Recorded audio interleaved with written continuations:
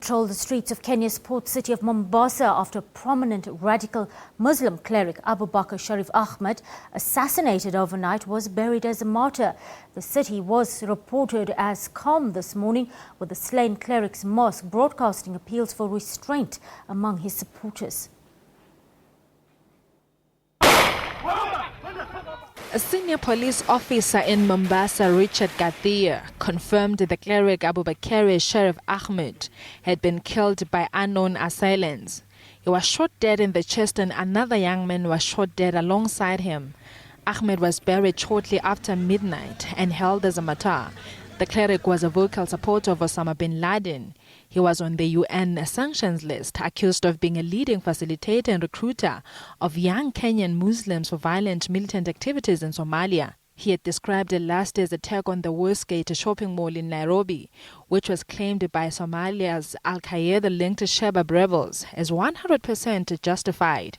Previous killings of clerics have sparked deadly riots, with supporters clashing with the police. While Kenyan officials fear a wave of explosion could indicate another large-scale attack, since the September attack on an upmarket mall that killed 67 people.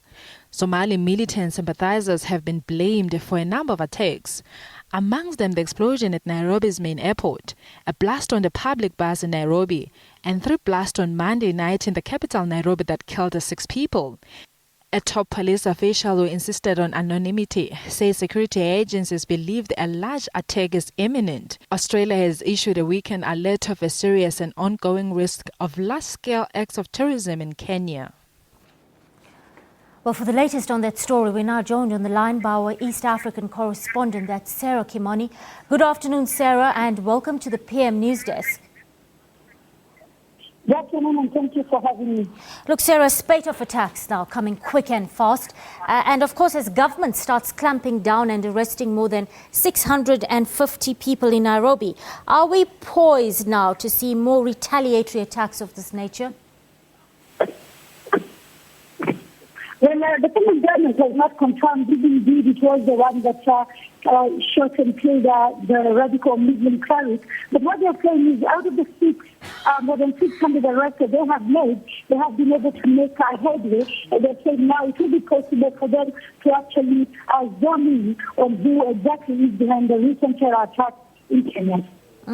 Sarah, Abubaker Shariff Ahmed, the cleric in question who was shot dead, well, he knew he was a marked man, wasn't he? He made a statement in the press recently that read, I quote, "I'm living on borrowed time. The same guy who ordered my friend Abu Rojo's death is going to order mine." Now, Ahmed did have clear links with Al-Shabaab. Riots have broken out like we saw in 2012 after Rojo's death. Will it go the same way here, do you think, Sarah?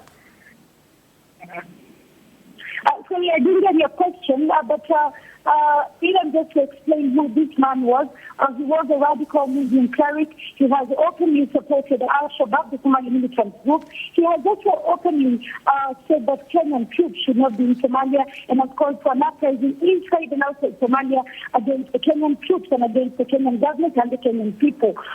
He had actually foretold his killing, saying that people from the anti-terror police unit had been following him. But today the Kenyan government denied any knowledge and said that they had opened investigations into his murder. But just like the killing of two other clerics before him, a lot of activists, human rights activists in the Muslim circles are saying they really do not expect any outcome to come out of those investigations. Thank you, Sarah. Not a great line there, but the SABC, Sarah Kimani, coming to us from Nairobi, Kenya.